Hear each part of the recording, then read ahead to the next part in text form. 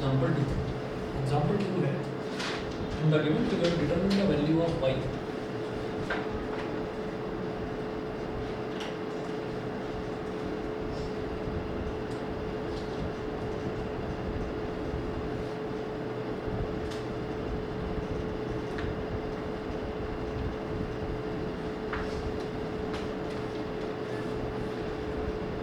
The given figure determine the value of y। देखिए figure में क्या दे रखा है,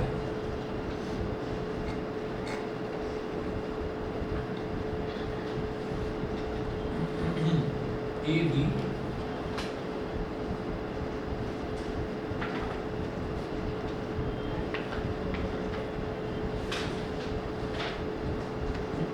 ई डी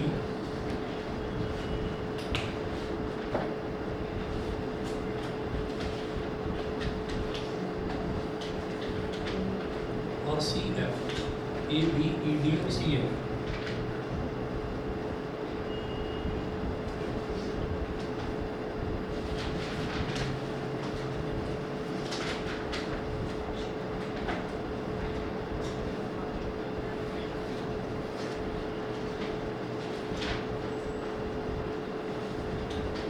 ये 5/2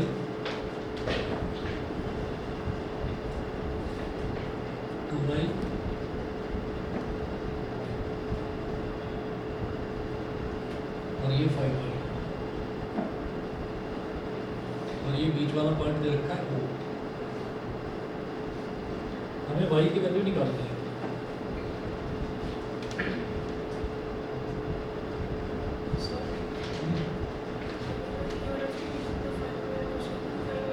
आप ये देखिए कि यहाँ पर ये सी एफ ई डी ये दोनों स्ट्रेट लाइन नजर आ रही है।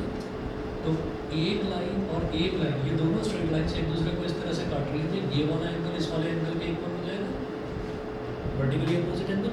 लिखिएगा angle C O D is equal to angle E O F. Angle C O D is equal to angle E O F is equal to 5/y। Bracket में लिखिएगा vertically opposite angles, vertically opposite angles. ठीक है, तो ये 5/y के equal हो गया। उसके बाद हम ये कहेंगे, इक्वेशन नंबर 1 बोल दिया इसको। उसके बाद हम ये बोलेंगे कि ये जो ए बी है ये भी तो एक स्ट्रेट लाइन है, तो बी ओ सी हमने मान लिया ए बी एक स्ट्रेट लाइन दे रखी है। इसमें क्या है कि ये जो लाइन है ना, ये ओ सी हमने माना कि एक रे ऐसे है ओ सी। ठीक है, तो उस रे के इस तरफ वाला एंगल बी ओ सी हो गया, और इस तरफ वाला एंगल ए ओ सी हो गया। ये पूरा एंगल और ये पूरा एंगल, इन दोनों का सम कितना हो जाएगा, linear pair 180 degree.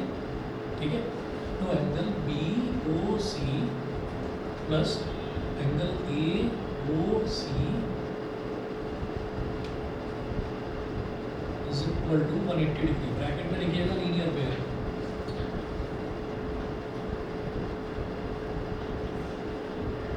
Linear pair angle B O C plus angle A O C. अब एंगल बी ओ सी कितना है, 5/y plus angle A O C, A O सी ये कितना है 2y, और ये तो 5/y के इक्वल आ गया। तो इसको लिख देंगे 2y plus 5y is equal to 180 degree. 5 + 2 7, 7 + 5 12, तो 12y is equal to 180 degree. 12 तो 15 सा होता है, y is equal to 15 degree. y की वैल्यू 15 आ गई।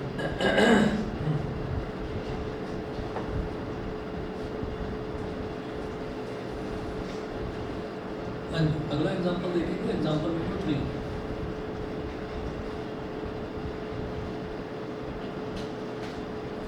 एग्जांपल नंबर 3 एग्जांपल 3 में है, in the given figure 3 coplanar lines intersect in a common point.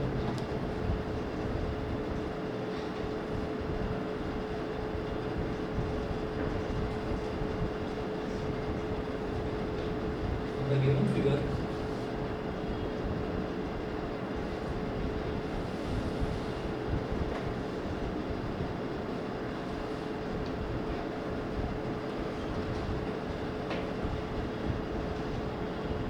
coplanar lines intersect in a common point. Three coplanar lines intersect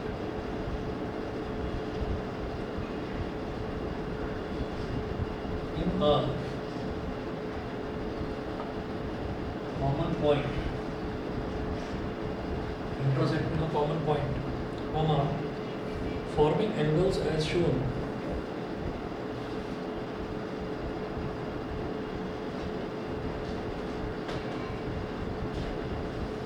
Forming angles as shown.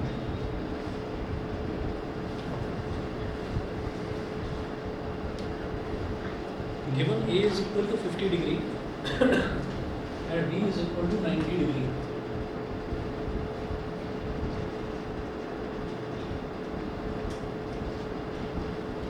A is equal to 50 degree and B is equal to 90 degree.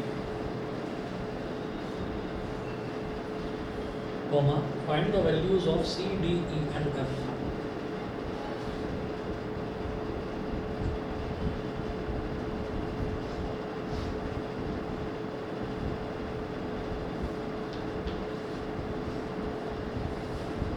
Find the values of C, D, E and F.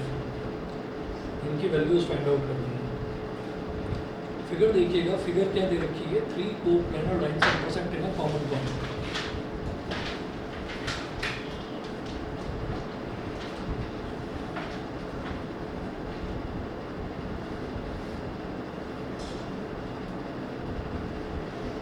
Coplanar का मतलब ये होता है कि ऐसी lines जो कि एक ही प्लेन पर हो, एक ही प्लेन पर. एक प्लेन का मतलब क्या है कि ये हमारा एक प्लेन ही तो है जिस पर मैं बना रहा हूँ, तो हम इसी प्लेन पर, इसी प्लेन शीट पर हम बना पा रहे हैं तीनों लाइन. तो एक लाइन, दूसरी लाइन और तीसरी लाइन, ये हम एक ही प्लेन पर बना पा रहे हैं. हाँ, और एक ही कॉमन पॉइंट पर इंटरसेक्ट कर रही है. ठीक, अच्छा. अब इसके अलावा कुछ एंगल्स दे रखे हैं. A B C D E F दे रखा है. A, B, C, D, E और F. A, B, C, D, E, F. तो अब आप ये मान लीजिए कि जो ये लाइंस हैं इनका ना नेमिंग कुछ नहीं दे रखी. A, B, C, D कुछ भी नहीं दे रखा है, तो हम उसको मान लेते हैं. इसको मान लेते हैं A, B. ये जो सेंट्रल पॉइंट है इसको O मान लेते हैं. तो A, B, C, D बीच का पॉइंट हो गया, उसको बोल दीजिए E, F.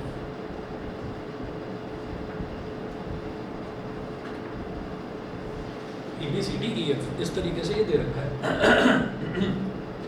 अब आप ये देखिएगा कि ये जो A, B है ये भी एक स्ट्रेट लाइन है, C, D भी एक स्ट्रेट लाइन है और E, F भी एक स्ट्रेट लाइन है. तो यहाँ पर हम ये कहेंगे distance C, D and E, F are straight lines.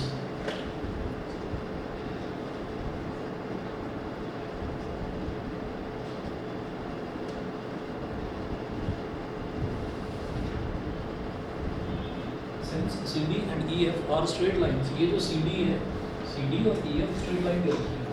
तो CD और EF ये दोनों एक दूसरे को जब काट रही हैं तो यहाँ पर एक एंगल बन रहा है E और यहाँ पर एक एंगल बन रहा है B. तो ये E और B एक दूसरे के इक्वल होगा, वर्टिकली अपोजिट एंगल्स. ठीक है ना. तो हम देखेंगे E is equal to B, bracket में लिखिए vertically opposite angles. Vertically opposite angles E is equal to B. ये हो गया. ठीक है. तो एक चीज़ तो ये हो गई E is equal to B. इसको मैंने बोल दिया. अच्छा, एक बात बताओ, हमें कैलकुलेट क्या करना था? C, D, E and F. तो E is equal to और B की वैल्यू क्या दे रखी है? 90 डिग्री. ब्रैकेट में लिखिएगा given.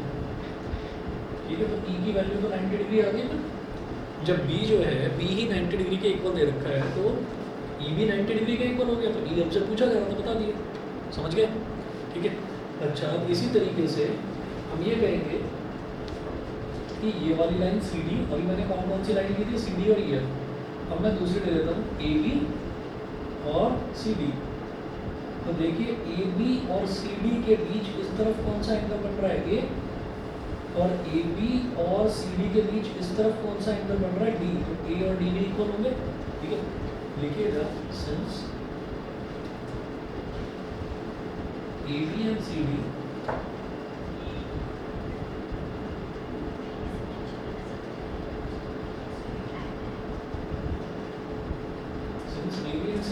Straight lines, A B and C D are straight lines, तो ए बी और सी डी के बीच में इस तरह बन रहा है एंगल ए बी और सी डी के बीच में इस तरह बन रहा है एंगल डी, तो हम बोलेंगे डी इज इक्वल टू ए, फिर वही लिखेंगे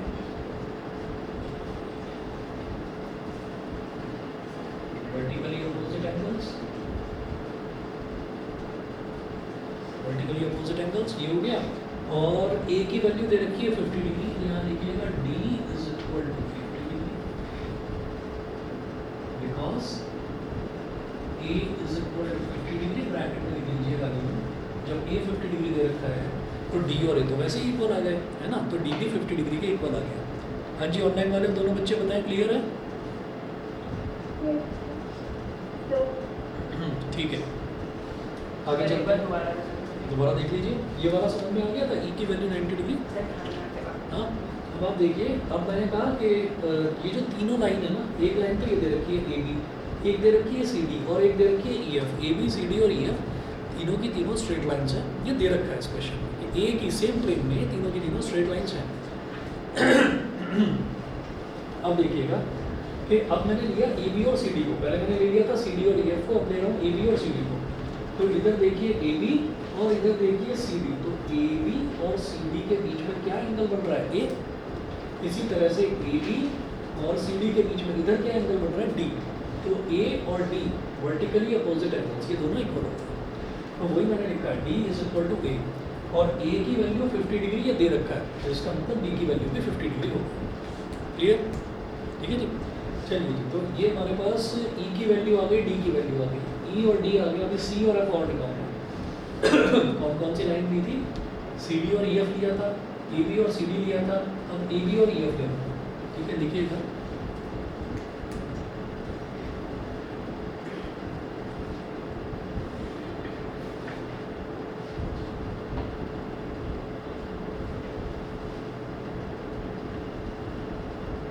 therefore, अब देखिए ए बी और ई एफ के बीच में कौन कौन से एंगल बन रहे हैं? ये हो गया ए बी और ये हो गया ई एफ। सर, हम सिर्फ ए और बी को स्ट्रेट लाइन लेके सी की वैल्यू निकाल सकते हैं, ए और बी एक एंगल में रख के इंटीग्रेट। रुकिए एक मिनट, ये हो गया ए बी और ये हो गया ई एफ। तो ए बी और ई एफ के बीच में कौन सा एंगल बन रहा है? इस तरफ ए बी ई एफ, इधर एफ, और इधर कौन सा बन रहा है? ए बी और ई एफ। सी, तो F is equal to C हो गया, F is equal to C. तो यहाँ लिख दीजिएगा therefore F is equal to C. तो मेरे पास सी की भी वैल्यू नहीं है और मेरे पास एफ की भी वैल्यू नहीं है। हमारे पास सुनिए, हमारे पास डी और ई की वैल्यू आ गई, सी और एफ की वैल्यू हमारे पास नहीं है, लेकिन ये पता चल गया कि दोनों की वैल्यू सेम आने वाली है क्योंकि दोनों इक्वल है। ठीक है, तो यहाँ लिखेंगे F is equal to C, vertically opposite angles.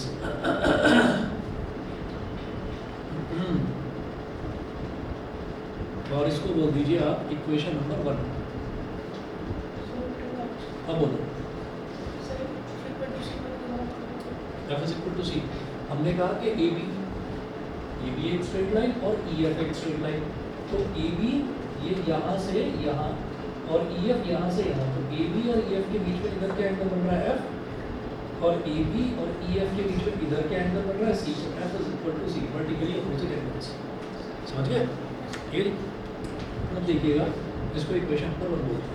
फिर हम ये कहेंगे A plus B plus C plus D plus E plus F, चारों ये 6 के 6 सबका सब 360 डिग्री के बराबर। Sum of all angles around a point is equal to 360 degree. ठीक है, यहाँ लिखना A plus B plus C plus D plus E plus F is equal to 360 degree।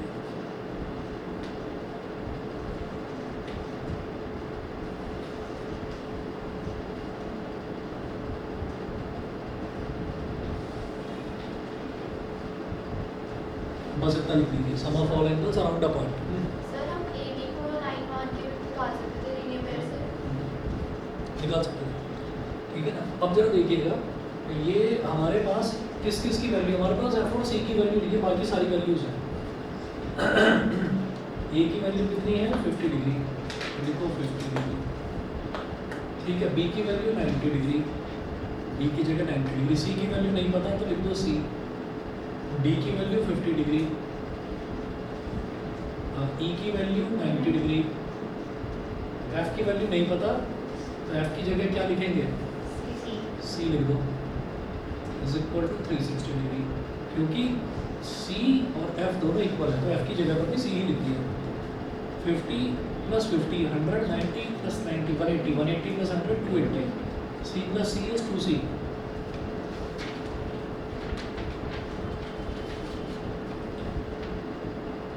2c plus 280 is equal to 360 degree.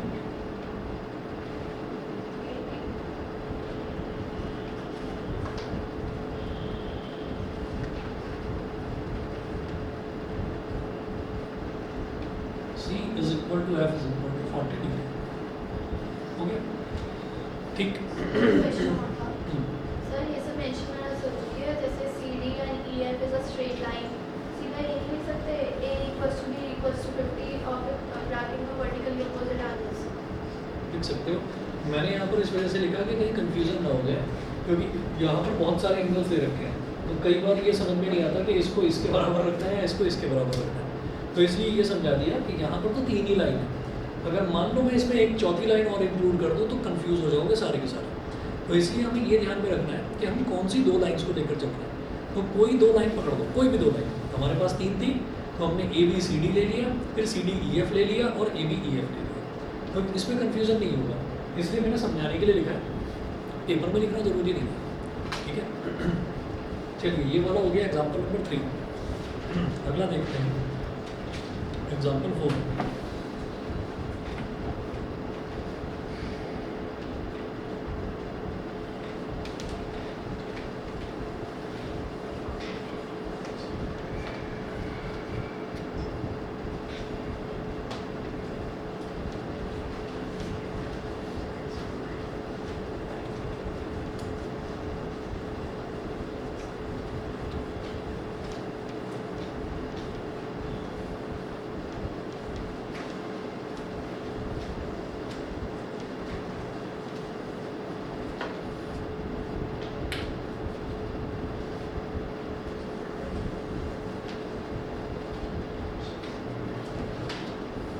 Example number 4.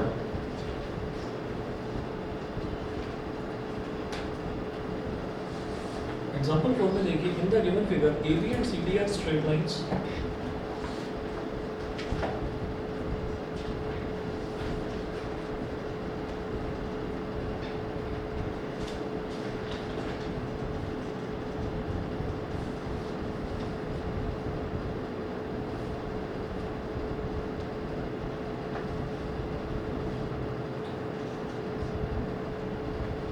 In the given figure, AB and CD are straight lines, and OP and OQ are respectively the bisectors, and OP and OQ are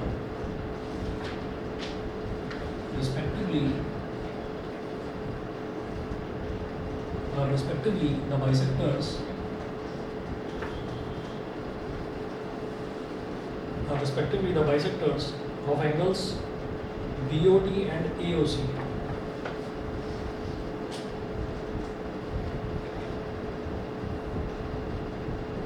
Angle BOD and angle AOC. Full stop. Show that the rays OP and OQ are in the same line.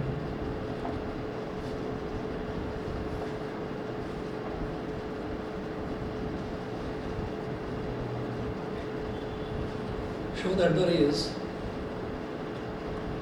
OP and OQ are in the same line. OP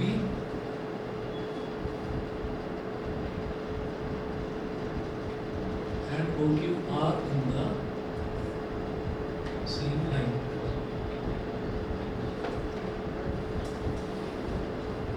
Are in the same line.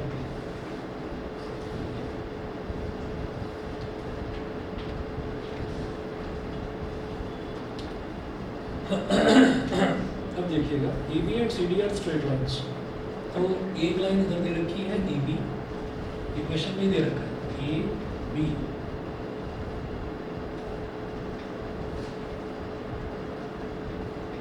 और एक line इधर दे रखी है CD। AB and CD, they are straight lines, ये दे रखा है. Straight lines and OP and OQ are respectively the bisectors of angle BOD and angle AOC, है ना. यहाँ बीच में दे रखा है पॉइंट O. तो OP जो है, OP and OQ are respectively the bisectors of angle BOD and angle AOC. तो OP तो BOD का बाइसेक्टर है. बाइसेक्टर मतलब अगर ये वाला एंगल x है तो ये वाला एंगल भी x होगा. समझ गए? ऐसे ही OQ जो है वो AOC का बाइसेक्टर है.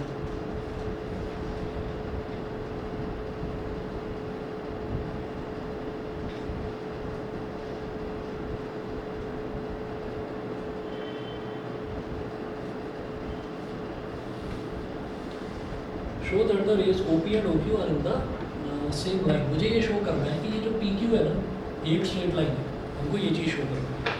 तो बोल रहे हैं show that the rays OP and OQ are in the same line, यानी कि एक ही लाइन पर है दोनों में, मतलब PQ is a straight line. ये चीज़ शो करना है. समझ गए क्वेश्चन? ठीक है. अब क्या करेंगे देखिएगा, हम ये कहेंगे since OP is the bisector of OP is the bisector of angle BOD. Since OP is the bisector of angle BOD, it implies that angle BOP is equal to angle BOP is equal to x. Bracket में लिख लीजिए से. ठीक है. And OQ is the bisector of angle. OQ is the bisector of angle AOC. Of angle AOC. It implies that angle AOQ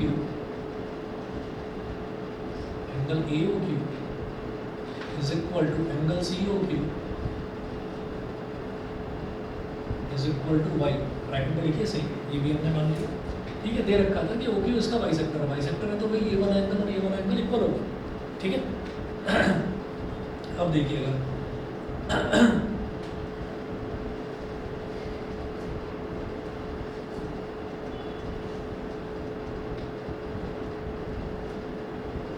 अब देखिए, अब इसके बाद हम ये कहेंगे कि एंगल AOD एंगल BOC ये है.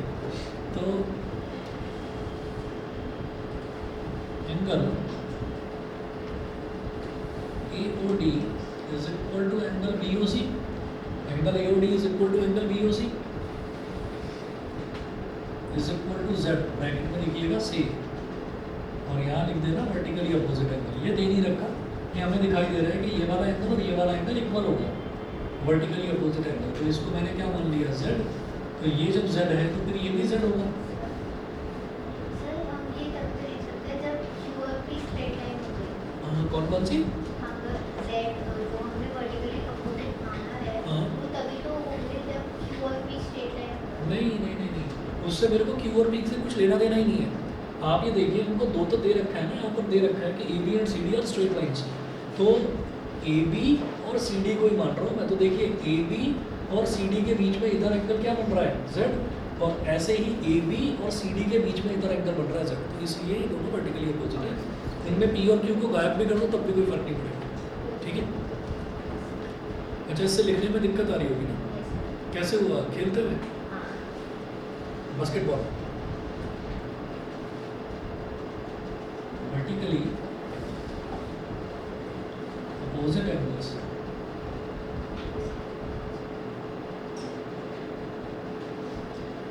अच्छा, अब देखिएगा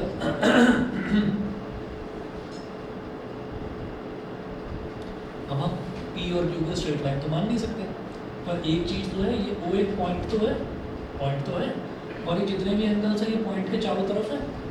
ठीक है. तो क्या करेंगे, हम लिखेंगे x plus Z plus Y plus Z plus X. सारे के सारे एंगल आ गए, सबका सब 360 डिग्री के इक्वल. तो x plus Z plus Y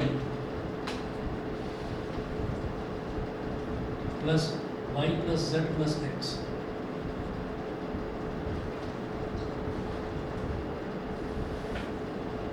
is equal to 360 degree. यहाँ लिखना है सम ऑफ ऑल एंगल्स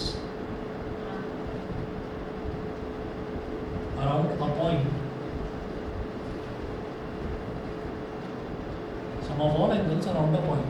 अब x plus X 2x, y plus Y 2y, z plus Z 2z। हाँ जी, अब ले लीजिए 2 कॉमन, तो x plus Y plus Z अंदर आ गया, इधर 360 डिग्री, तो 2 180 z। अब क्या करिए कि इसको x को तो x ही रहने दो, y प्लस z को एक साथ लिख लो ब्रैकेट में, ऐसे लिखिए x प्लस और y प्लस z को डाल दो ब्रैकेट में, x plus Y plus Z is equal to 180 degree. वो उधर वाला पोर्शन मिटा दो।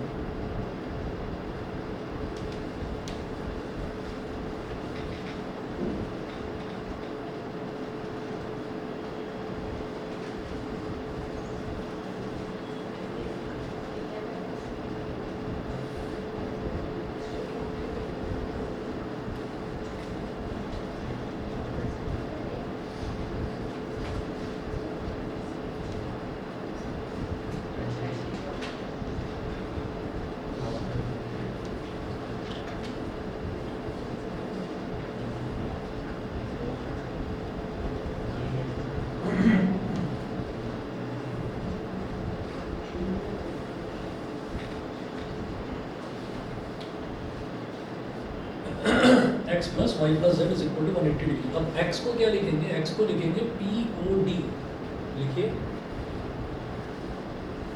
Angle POD plus y plus Z को क्या लिखेंगे, ये जो y प्लस जेड है इसको लिखेंगे QOD।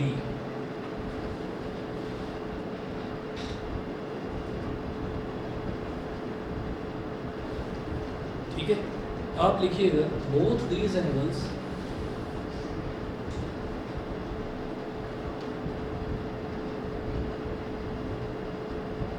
both these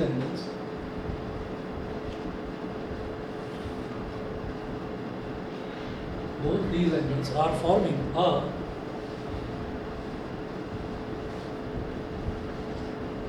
linear pair, so PQ is a straight line।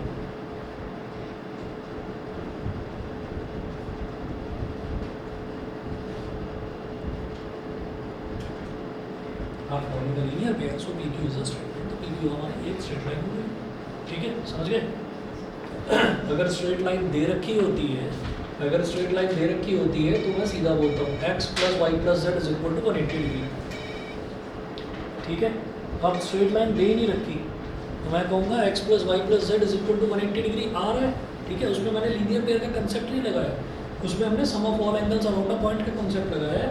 तो x plus Y plus Z is equal to 180 degree आ रहा है, तो ये वाला एंगल और ये वाले एंगल का सम 180 डिग्री आ रहा है, इसका मतलब वो स्ट्रेट लाइन ही होगी तभी 180 डिग्री वाली कंडीशन है। y प्लस जेड को ब्रैकेट में इस वजह से लिखा क्योंकि y प्लस जेड एक साथ आ रहे हैं ये दोनों एंगल, तो इन दोनों एंगल्स को मैंने QO, ये पॉइंट O है, QOD बोल दिया। तो हमने ये कहा कि एक लाइन है PQ पर, उस पर एक एंगल तो ये बन रहा है, एक लाइन जो ये है DO उस पर बन रहा है QOD और एक तरफ ये बन रहा है POD और दोनों का सम 180 डिग्री आ रहा है। समझ गए, तो इसलिए ये स्ट्रेट लाइन है। समझ गए, क्लियर? बताओ भाई, क्लियर इधर? चलिए जी, अगला देखेंगे example number 5। Figure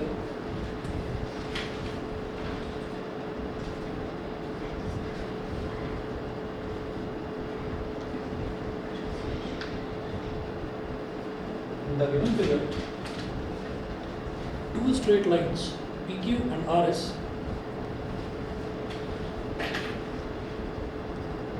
in the given figure, two straight lines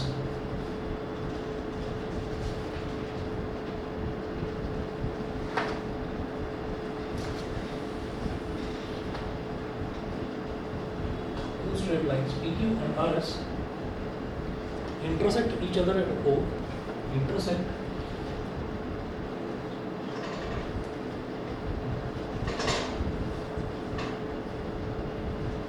other at O, intersect each other at O, full stop. If angle POT is equal to 75 degree,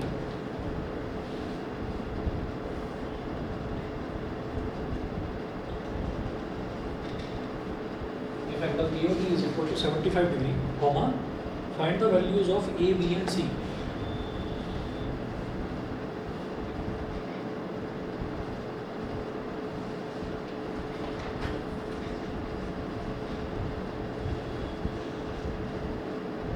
find the values of A B and C. मुझे A B और सी की value find out करनी है। Figure क्या दे रखी है वो देखिए,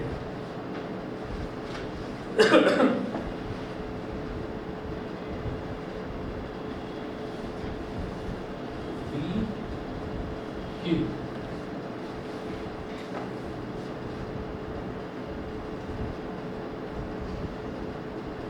आर एस।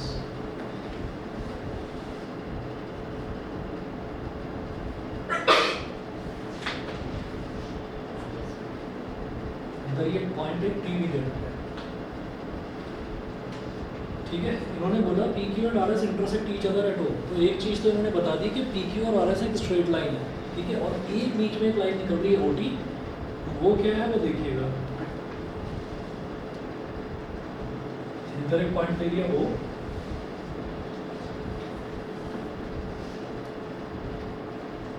ये है ए बी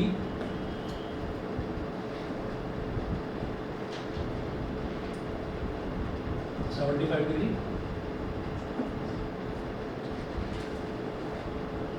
फोर बी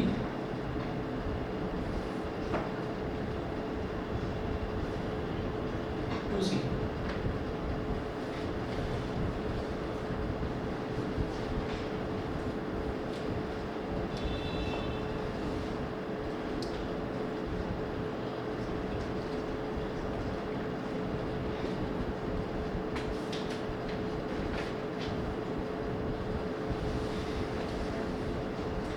यहाँ पर एंगल POT 75 डिग्री दे रखा है, ठीक है, बाकी कुछ नहीं दे रखा।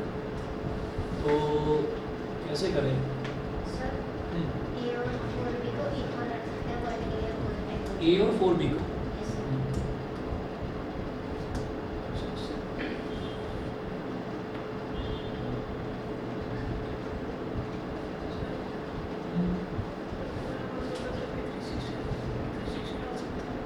वो तो कर ही लेंगे, तीनों तो 360 डालने से फ़ायदा नहीं होगा। वो रिलेशन में पूरे में ए बी और सी सब कुछ आ जाएगा, है ना।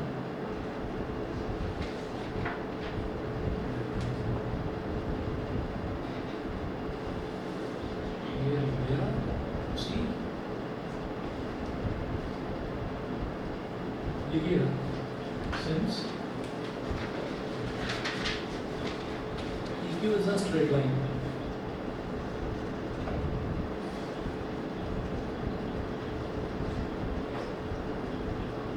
since PQ is a straight line, तो PQ पर बनने वाले ये दोनों एंगल दिखाई दे रहे हैं। PQ पर बनने वाले दोनों एंगल क्या हैं? 4B और 2C, दोनों का सम 180 डिग्री हो जाएगा लीनियर पेयर। ये बताओ, ये समझे? ठीक है। Since PQ is a straight line, 4B plus 2C is equal to 180 degree. देखिए अगर लीनियर पेयर। अभी यहाँ से आपने 2 ले लिया कॉमन, मतलब बचा 2B plus C is equal to 180 degree. 2 1 जा 290।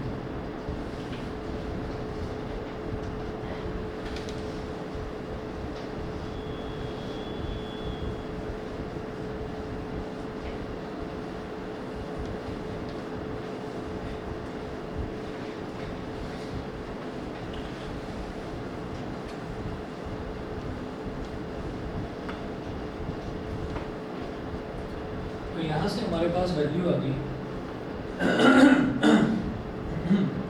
2B plus C is equal to 90 degree. तो इसमें क्या लिखिए आप? C is equal to 90 degree minus 2B, इसको बोल दीजिए इक्वेशन नंबर 1। ये सी की वैल्यू बी की टर्म्स में आ गई, 90 डिग्री माइनस 2b हो गई। बताइए यहाँ तक क्लियर है? सी की वैल्यू बी की टर्म्स में आ गई। सर जो 2 था, अगर हम वहाँ से 2 हटा देते एंड इसको अपॉन में आ जाते तो वो 45 हो जाता, फिर बी प्लस सी। नहीं समझे आप? अगर मैं 2 हटाकर इधर ले आता तो वो तभी हो पाता जब 2 पूरे में टोटल में मल्टीप्लाई हो रहा होता। ये तो 2 सिर्फ बी में मल्टीप्लाई हो रहा है ना, इस वजह से हम ऐसे नहीं ले सकते। जैसे ये देखिए यहाँ 4b और 2c था, तो मैंने 2 कॉमन ले लिया, तो अब जो ये 2 है वो 2b और c में 2b प्लस c दोनों में मल्टीप्लाई हो रहा है, तो इसको इससे फिर हम इसको काट सकते हैं, तो ये 90 डिग्री हो गया। अभी क्लियर है सभी को? हाँ ठीक है। अच्छा, अब हमारे पास c की वैल्यू आ गई 90 डिग्री माइनस 2b। अब इसी तरीके से जैसे हमने क्या लिया था, P Q is a straight line, ऐसे ही मैं लूँगा R S is a straight line.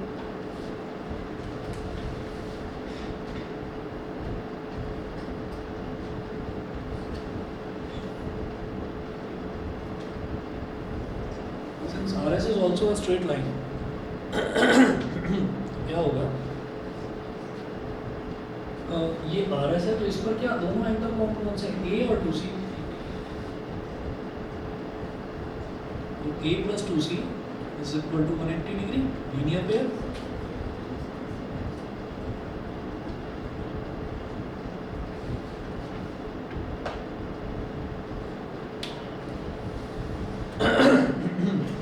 अब क्या करें?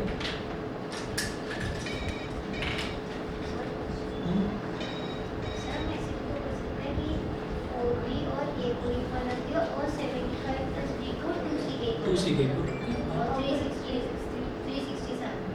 फिर क्या होगा? सर निकल गया, सर निकल गया। हाँ दिखाओ।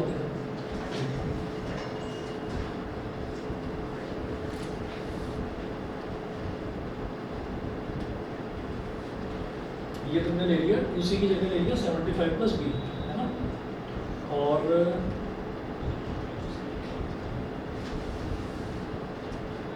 Seventy five plus B plus 4b plus 2c plus a is equal to 360। 75 plus B हो गया।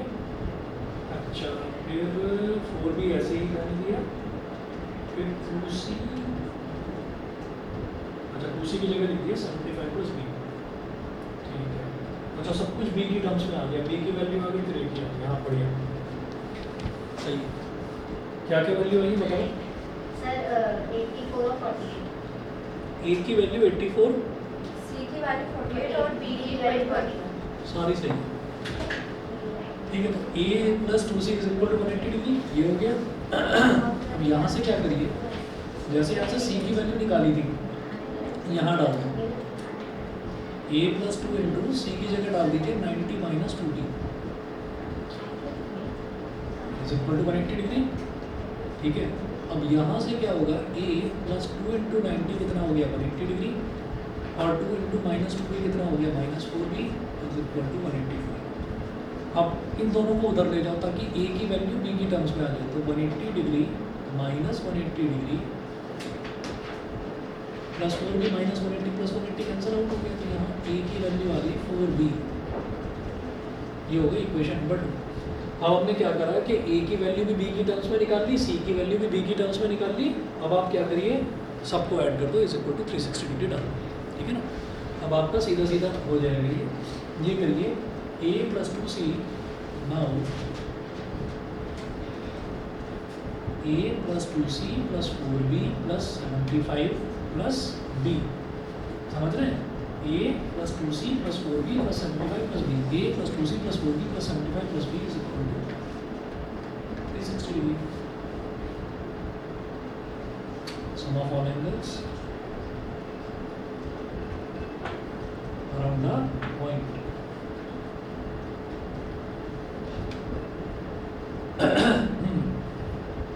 अब a की वैल्यू लिखो 4b, है ना? 2c की वैल्यू, c की वैल्यू कितनी है, तो 2c की वैल्यू कितनी हो जाएगी, लिखो 2 इंटू 90 माइनस 2b। b की वैल्यू b की टर्म्स में रहने दो, 4b प्लस b वैसे ही 5b हो गया। 75 को चलो अभी यही रहने दो, इज इक्वल टू 360 डिग्री। समझ गए कि नहीं? a plus 2c plus 4b plus 75 plus b, a की जगह तो लिख दिया 4b, 2 इंटू सी की जगह लिख दिया 90 माइनस 2b, फिर 4b प्लस b कितना हो गया 5b plus 75 is equal to 360। Clear? अब देखेंगे ये हो गया 4b 2 into 90 180 2 into minus 2b minus 4b plus 5b plus 75 is equal to 360 degree, है ना। Minus 4b plus 4b cancel out, इधर रह गया 5b 180 प्लस 75 कितना हो गया 255 इज इक्वल टू 360, तो 5b is equal to 360 minus 255, 5b is equal to, देखो भाई b की वैल्यू कितनी आ रही है?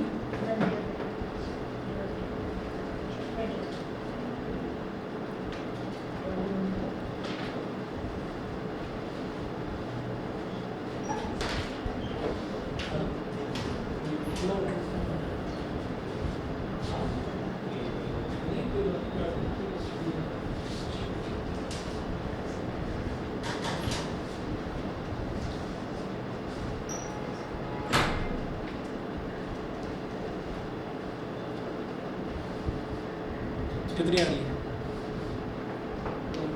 ऐसे करोगे सब्ट्रैक्ट, कितनी आ रही है? 41।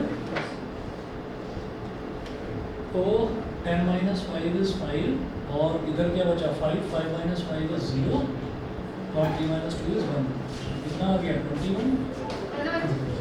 b की वैल्यू 21 आ गई, a की वैल्यू कितनी हो जाएगी 4 इंटू बी यानी कि 4 इंटू 21 84 और c की वैल्यू 90 माइनस 2 ये हो जाएगा। ठीक है, कर लीजिएगा, आज इतना ही करते हैं, बाकी कल देखते हैं।